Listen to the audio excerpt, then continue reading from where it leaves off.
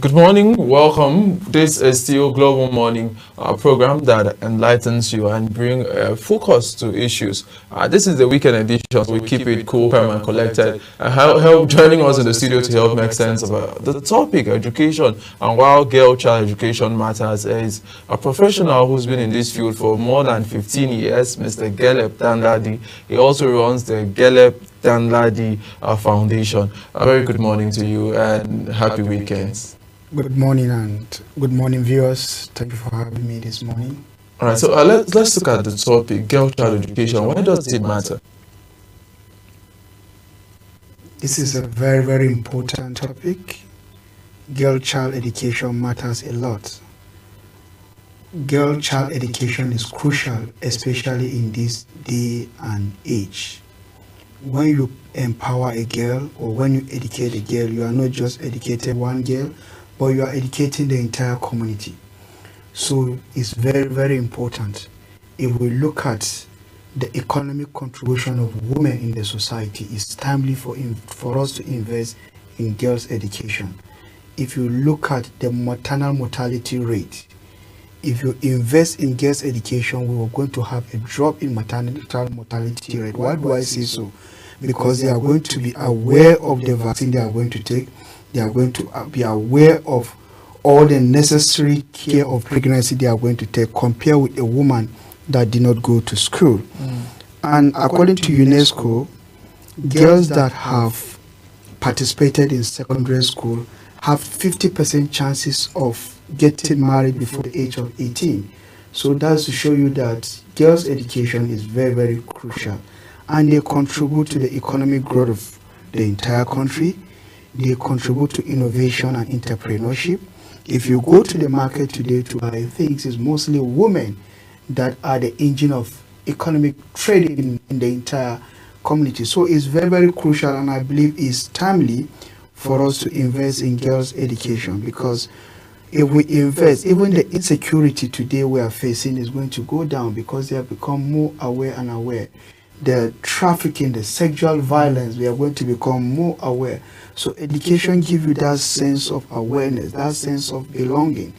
And also the mental issues they are having, the mental well-being, their health care is going to improve. So It's very, very important. Right, so there are questions about if you train a woman, she will get married and eventually leave the house. Are those concerns germane? Are those concerns that are keeping people from training? Because I looked at the data, so because you mentioned data, with our work, data is very important. I saw that, yes, we have over 13 million out-of-school children. And looking at that number, over 70% of those girls are out of school. Those children are out of school, actually girls. And you just keep to wonder, why do we have so many children out of school? Yes, and we have more ladies, more girls out of school. Is it a disparity that has to do with culture? What are some of the reasons why we have so many girls that are out of school? Okay, that's a very, very important question. For us to be able to address a girl child education, we have to go back to basics. We have to find out the root cause. Why do we have a high number of girls as out of school children? According to UNESCO, we have about 18.3 million out of school children, and about more than 60% of that 18.3 million are girls. So we look at the child, what are the root causes? One of the root causes we have to talk about awareness. We have to move away from the stereotype that education is for boys and not for girls.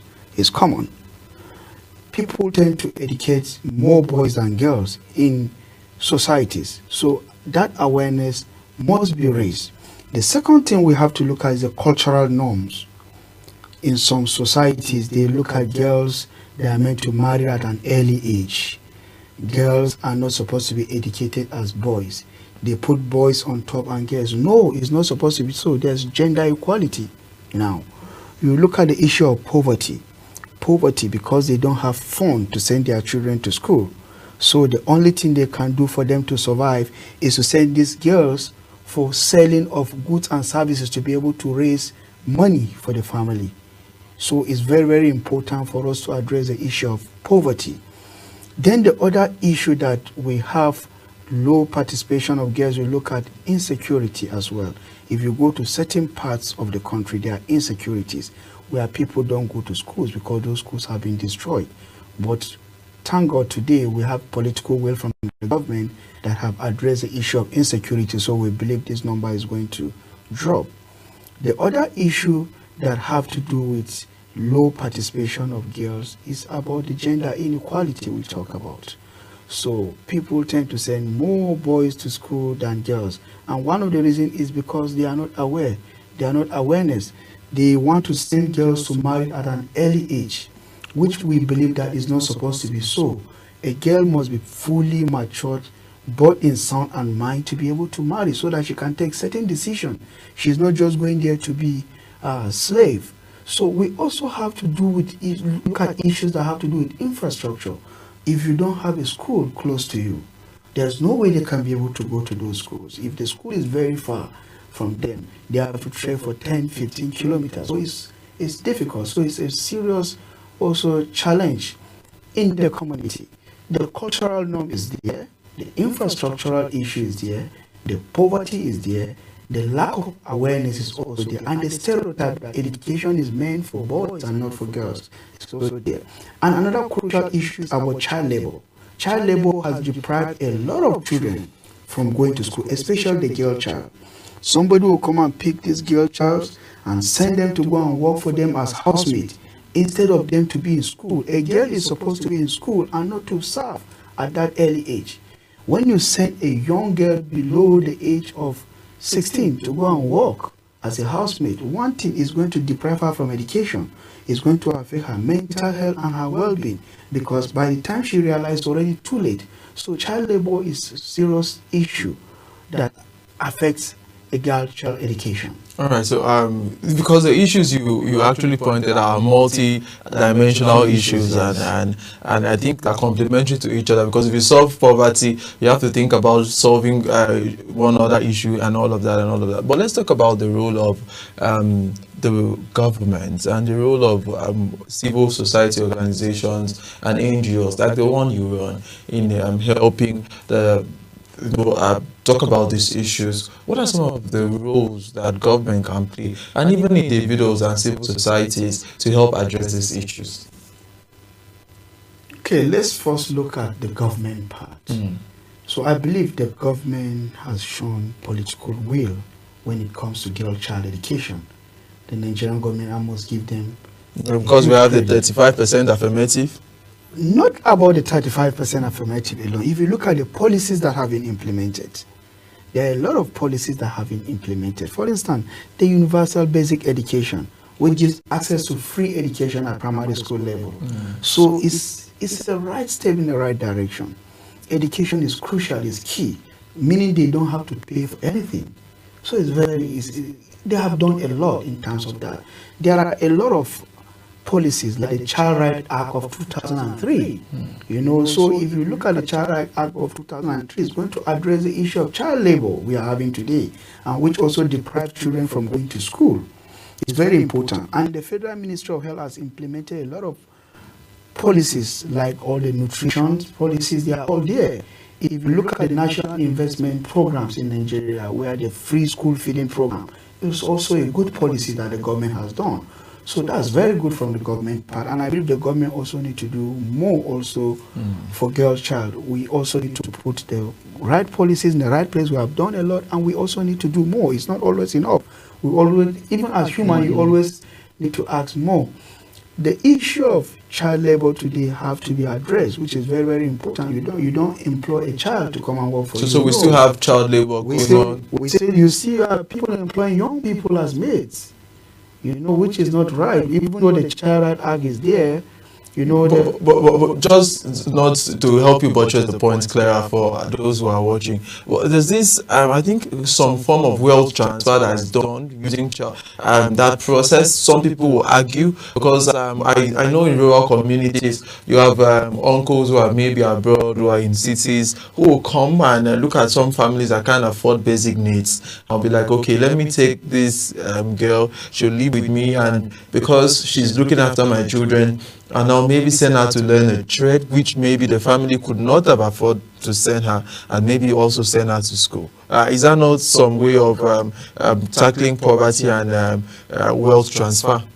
Exactly, that's the way. It's different from child labor. This is different from child labor. Okay, it's very important.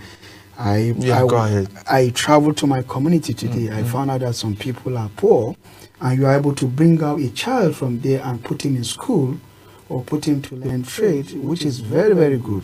But you don't subject that child to labor, anything that dignifies his well-being and mental health.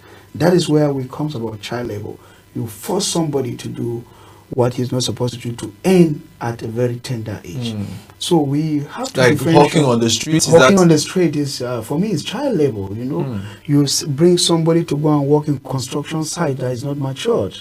It's child labor. You're employing children below certain age to go and work in your farm for you. It's child labor. But when you bring out a child from the village, bring him to the city, and that particular child is learning trade and he has gone to school, because education is crucial. You must teach him how to learn, you must teach him education, you must send him to school. It's not child labor. You are trying to bring up this child, you are empowering him. You treat him the way you treat your children. You don't bring him and then while your children are studying, he's there washing plates or he's there ironing. No. That is not about wealth transfer or empowerment. You try to bring him as your own. You train him as your own child. Right. So let's stay on the girls' education now. For those mothers who are into business and they have to go around to sell their wares, and growing up as maybe they now have a girl who is 13, who is 14, and they're like, you need to assist maybe on weekends, since you are in school Monday to Friday. On weekends you go with this akara and whatever, and just go around to sell. That's beans cake. That's what we call akara for those who are watching. And you just go around to sell. How does it speak to, like you mentioned, child labor to the girls, which it is their mom, it's not somebody outside? How do you address that? Is there anybody supervising them there, or they are going on their own? They are going on their own. On their own, there's high risks. They can be raped by anybody. They can be knocked down by a car. They can be kidnapped. So that is not right. When the mom is there and then she's being supervised, it's different thing than you sending a child to hawk on his own. It's unacceptable. But we see that a lot. We see that all over our streets. A lot streets. of efforts have been made to address those issues. If you look at it now. What are the efforts? Well, the non-governmental organization, the government policies are there. That's why I mentioned about the policies, the political will. If it is time for school and your child is not in school and the school is free, who should be blamed? It's the parents, not the government. So you don't have to blame the government, because we have raised, their awareness has been raised. The platform has been provided for children to go to school.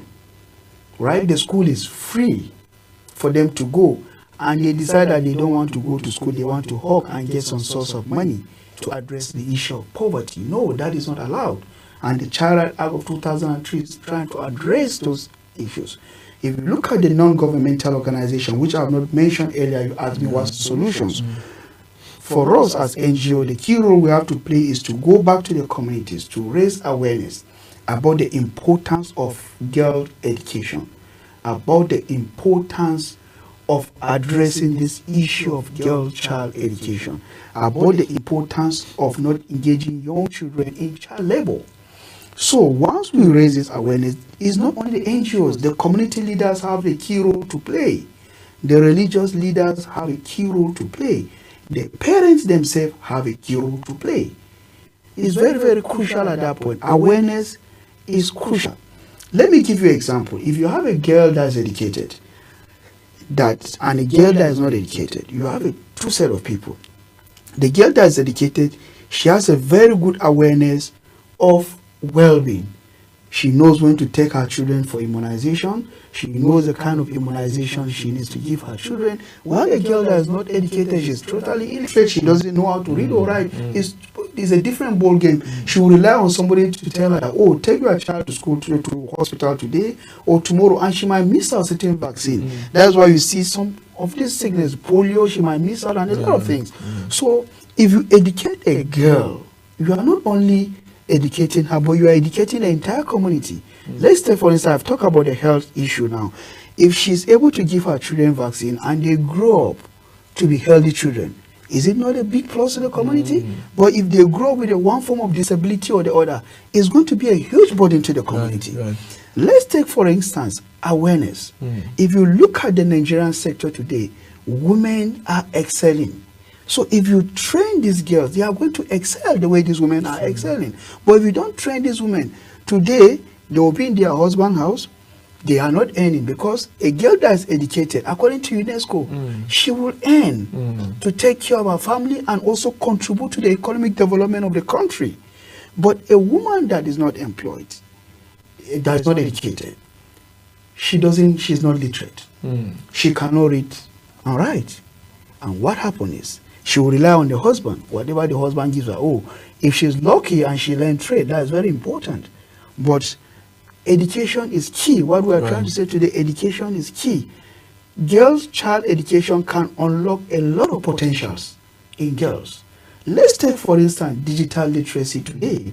If you look at the way Nigerian system is, JAM is now digital as against the paper-based. So if you have a girl that is not educated, how will she be able to attempt JAM today? That means her future is gone. So that's why we are trying to raise this awareness. And I'm so happy that our dear country has shown a lot of political will. Yeah, we'll see. I like that. We talk about the political will, because there are issues around women asking for opportunities, girls asking for opportunities and not taking opportunities. People raise those issues that because they have the numbers, people say, for instance, we are practicing democracy in Nigeria, and we have about 60, or let's say 56% of Nigerians at the last census we did, it's really been a long time, being women, meaning they can win an election. If we have all of the women go out to vote,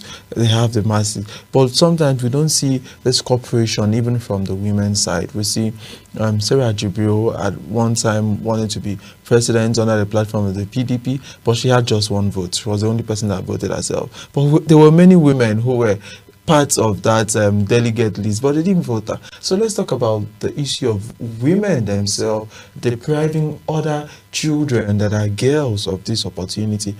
What happens? Why is it that we have some women who are also, although to balance it, we also have women who are championing the cause of girl child education?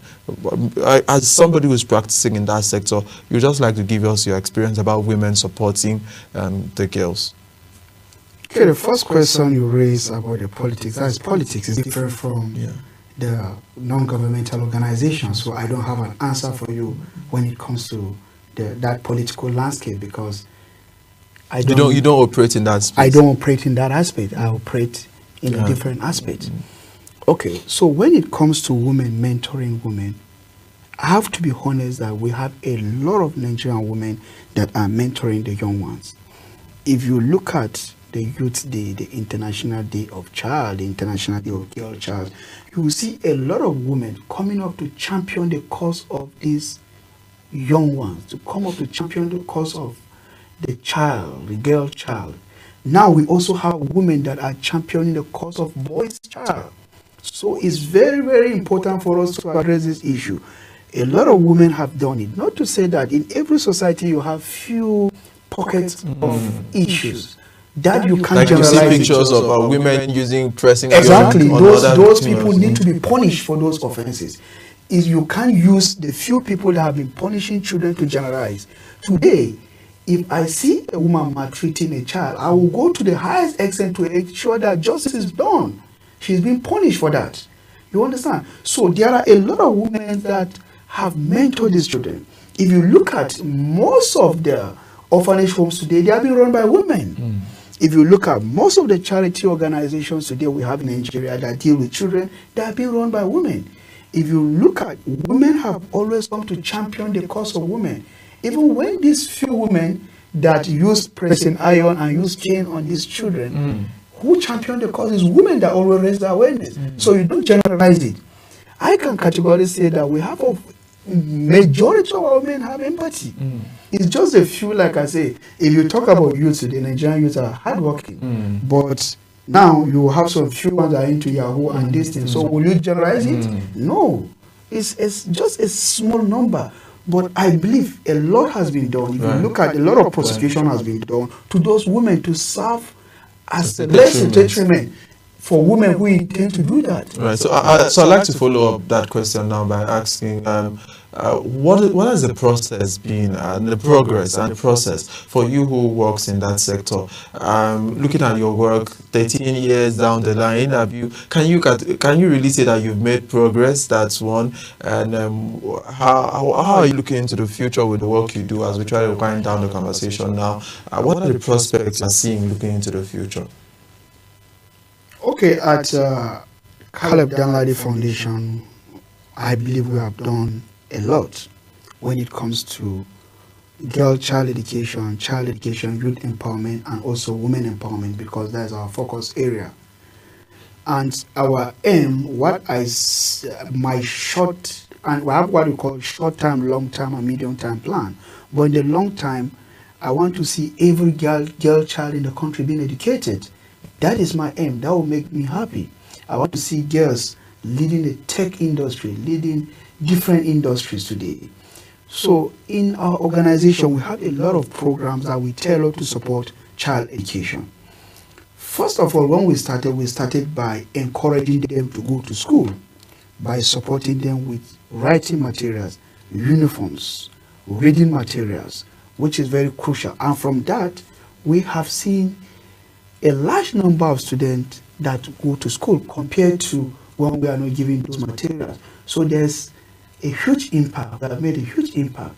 The other aspect we are trying to address is to address the issue of digital literacy in child education. We have a program called STEM, Science, Technology, Engineering, and Mathematics. So when you look at the statistics in Nigeria, we only have 22% of women that are in STEM roles. So as a charity organization, we want this 22% to increase to about 80 to 90%, or even 100%. So we have engaged. Is that fair to them? But finish your conversation. It's not fair. It's a dream. Everybody has a dream. You have a dream to be a president. Does it mean you will achieve that dream? It doesn't. You have to work hard towards it, and you will get it. We'll get there. Digital literacy, we have focused on different communities today. And the idea is to train these young ones in basic computer knowledge, digital skills, so that we can be able to bridge the skill gap. All right, so somebody would like to ask for the work that is being done about girl child education and other NGO does, and a lot of people are doing. How do you get the support and funding to actually access this girl? Because for all of these issues, you need some sort of funding. Like you're going to need budgetary allocation, maybe for prosecution, you need the money for empowerment, for education. So all of these things still ties down to one way or the other to funding. How is that accessible? Okay, funding has always been a challenge in the non-profit sector. There are donors, there are private individuals that support. There are also partnership with government. You also need to partner with government. You need to partner with private enterprise. And then you as an individual that have that vision and mission to support child education, you should be able to invest your resources, time and money. And it's not only about money or resources. You also need people that will go to the field to work. Today we have a lot of volunteers that are working for us. And these volunteers have invested their time, they have invested their money, they have invested their resources. So these are the places that, we come together, we collaborate. We have a lot of volunteers that are in the field today, getting information for us about how many girls have not been to school. Because before we carry out any project, what we do, we carry out what we call need assessment and stakeholders mapping. So these volunteers are in the field. We distribute questionnaires. They conduct the need assessment for us. When we mention volunteer, they are not being paid for it. So that means they are contributing to the organization. Even though if you don't have funding from international partners, that you fund the project yourself, the volunteers also contribute to you. Also, let's look at the media today. The media are here also to promote the organization. So It's a collaboration between all stakeholders. By collaborating, a lot of people now know, oh, Caleb Danladi Foundation focus on youths, focus on children, and focus on women. So there's awareness that has been raised. We are talking about the importance of girl-child education. The media now we are using the platform of the media to raise awareness about the importance of educating the child. Yeah, so I don't need to go and spend money over there. I'm using the media, and it's going to go to wide coverage. So also, you look at the government. For instance, today, I have partnership with Kaduna State government under the Kaduna State Contributory Health Insurance Scheme to enroll about 500 women for free medical care. And we had a discussion, and thanks to Kaduna State government, they say, okay, Caleb, you have enrolled these people. You have invested your resources in these people. Okay, come up with a statistic, come up with the data. We need to know every woman that is pregnant in those areas, she will go through the antenatal care free of charge. So you can see how you can partnership with government. Right. So when you say the media, I just want to put it clear that for promotions, that you will pay for promotion. Definitely. So when you come for adverts, you have to pay us for that. We don't, because we're running a business, we have to make profits. Of course. Well, it's not advert I'm talking about. I'm just talking about the awareness we are raising about girl child today. Because generally, we're talking about girl child education. Thank you so much, Caleb Danladi, who is a founder for Danladi Foundation, for coming to talk to us about girl child education and the importance it has in Nigeria. Thank you so much. We hope that we have more women. You said 90%. That's my prayer. I want to say 90%. 50 will be fair. So let's also be fair to the boys. What I mean is not about 90% of global, but the participation should be 90%.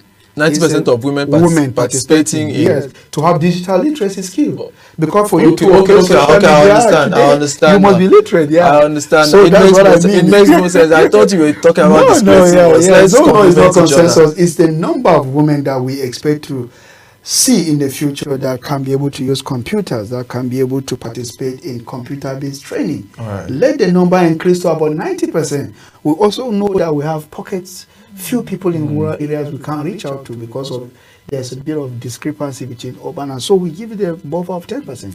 Thank you so much. Thank you so much for coming. And that's what we have on that particular segment. And when we go back, we'll get straight to the next segment of the show. This is Global Morning on Global Television, and the show continues.